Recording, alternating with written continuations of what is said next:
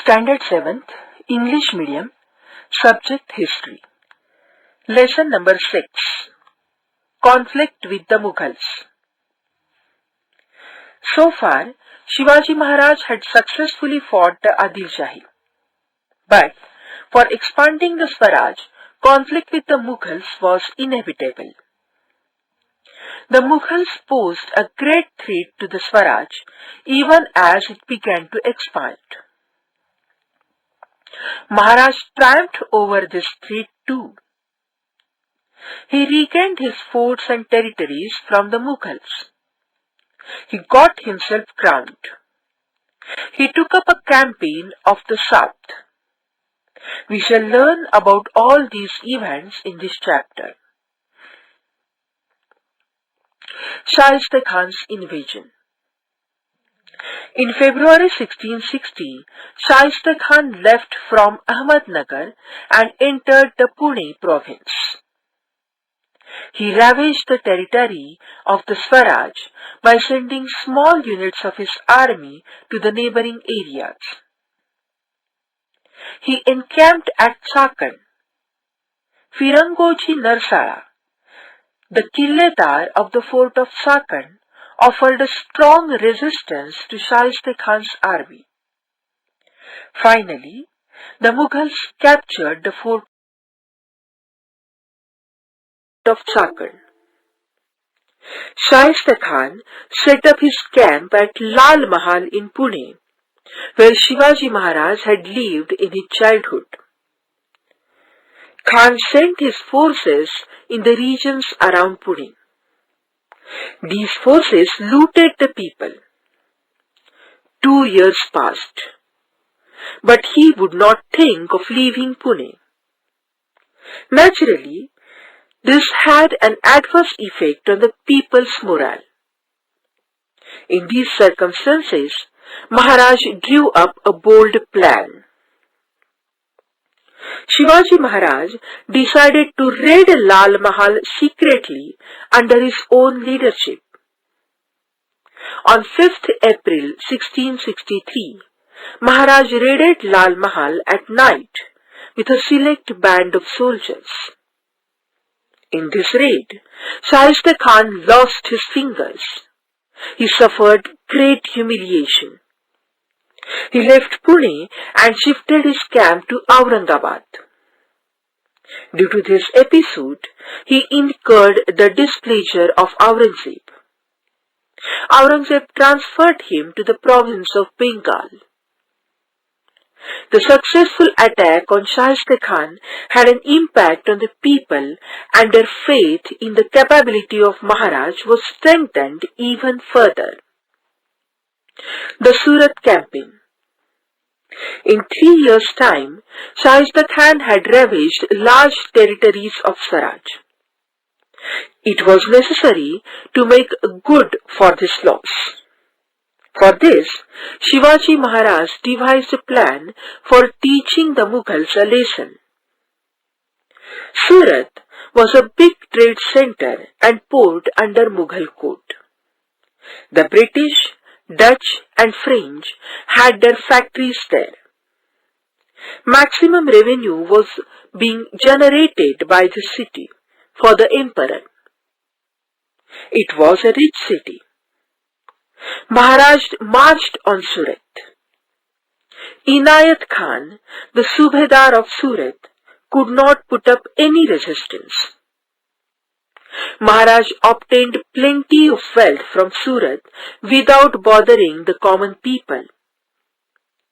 His campaign of Surat was completely successful. This campaign was a stunning blow to Emperor Aurangzeb's prestige. Jaisingh's invasion.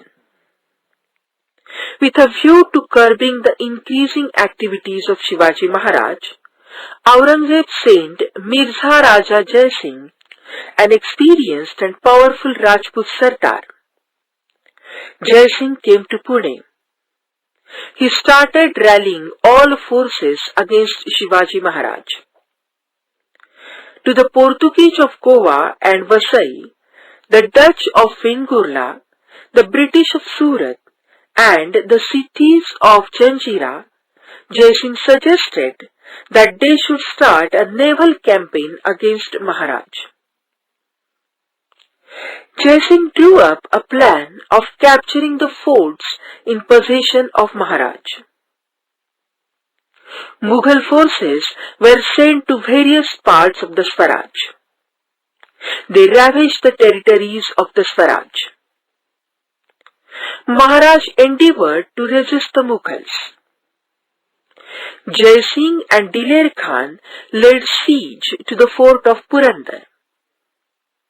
When the Mughals put the fort of Purandar under siege, Murarbaji Deshpande fought with the greatest of courage.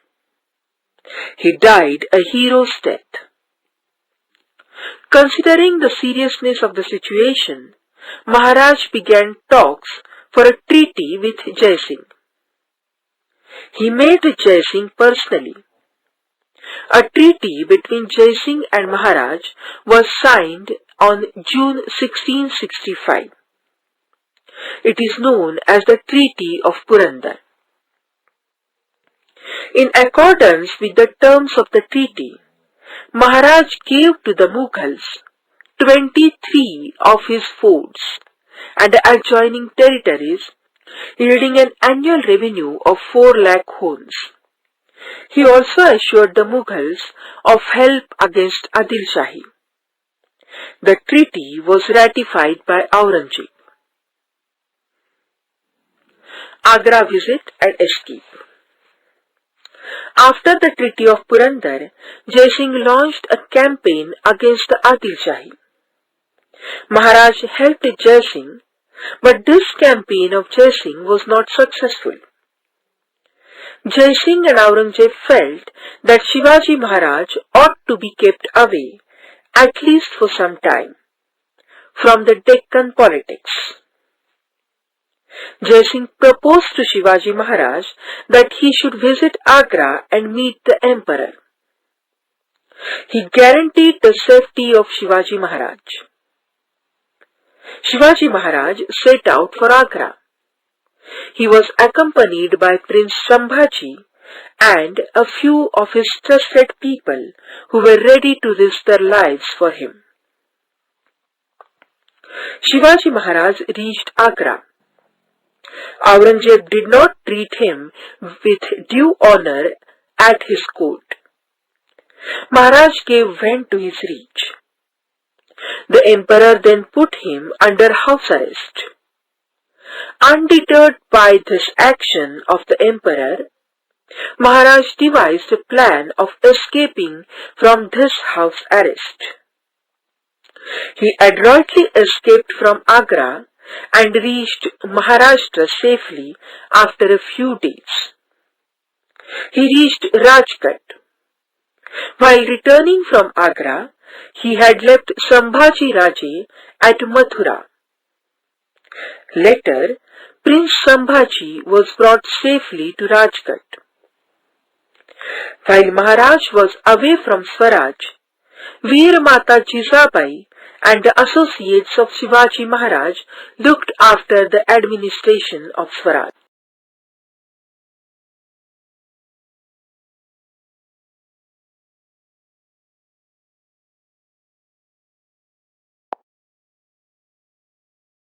On the offensive against Mughals.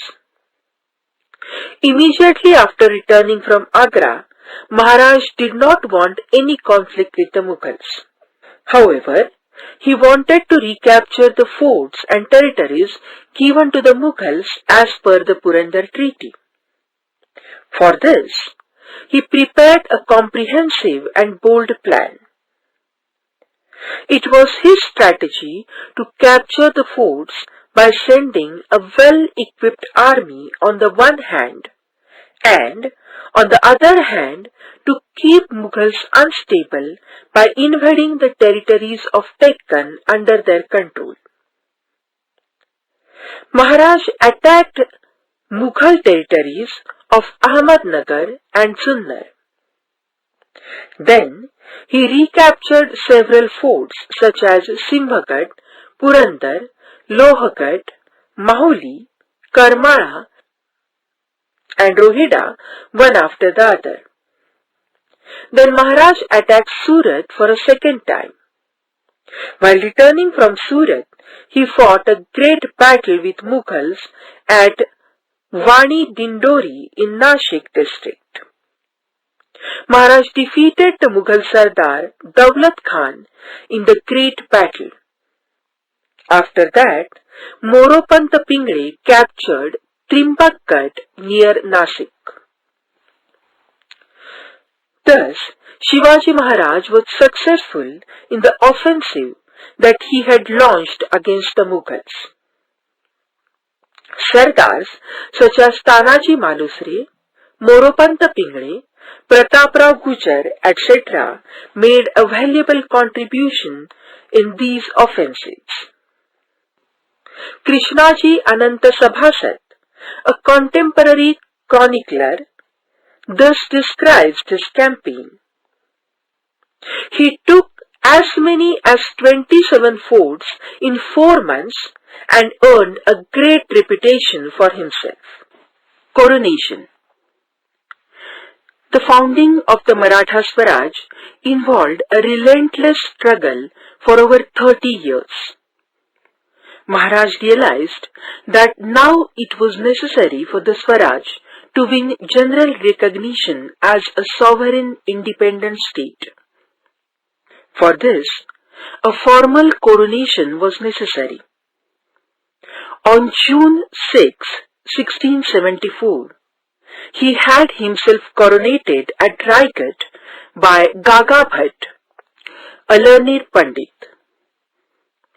Maharaj ascended the throne of Swaraj.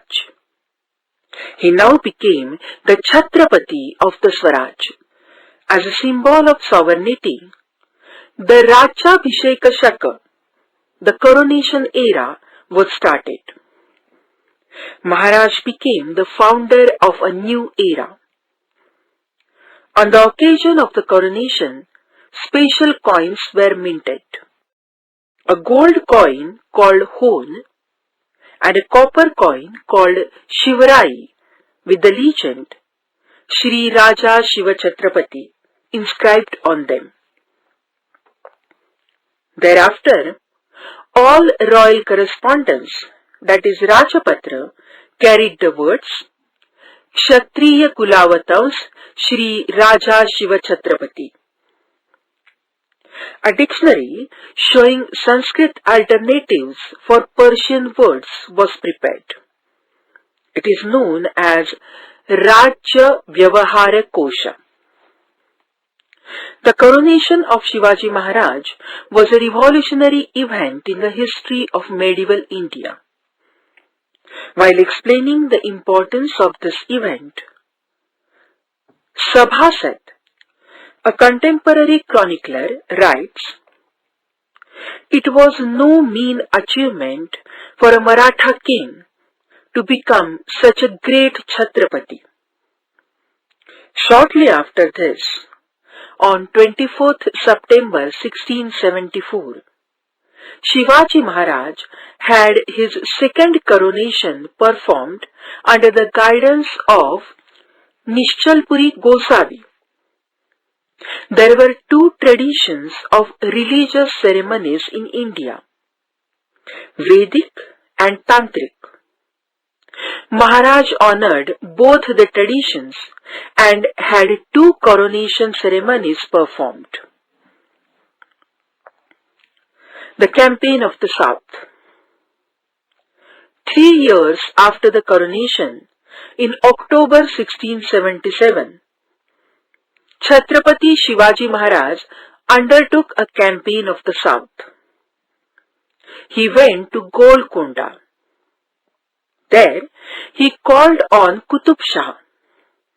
He entered into a treaty of friendship with him. Later, Maharaj won Bengaluru, Hoskote in Karnataka, Jinji Vellore, etc. Forts in today's Tamil Nadu and some other territories of Adil Shah were also captured by him. He appointed Raghunath Narayan Hanumante the chief administrator to look after the conquered territories. Vyankoji, the half-brother of Shivaji Maharaj, was then ruling at Tanjavur. Shivaji Maharaj tried to get him to participate in the activities of the Swaraj.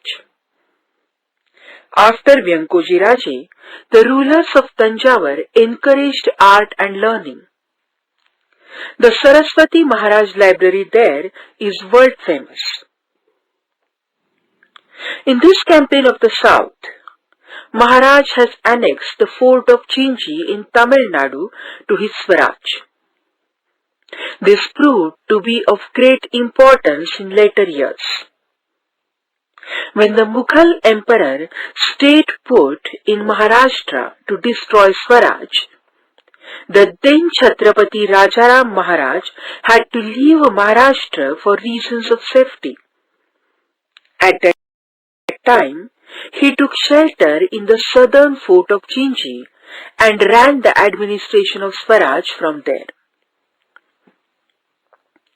Soon after the victorious campaign of the south, Shivaji Maharaj passed away on Raigad on 3rd April 1680. His death at the age of 50 was a great loss for Swaraj. A great era came to an end on the offensive against Mughals. Immediately after returning from Agra, Maharaj did not want any conflict with the Mughals. However, he wanted to recapture the forts and territories given to the Mughals as per the Purandar Treaty. For this, he prepared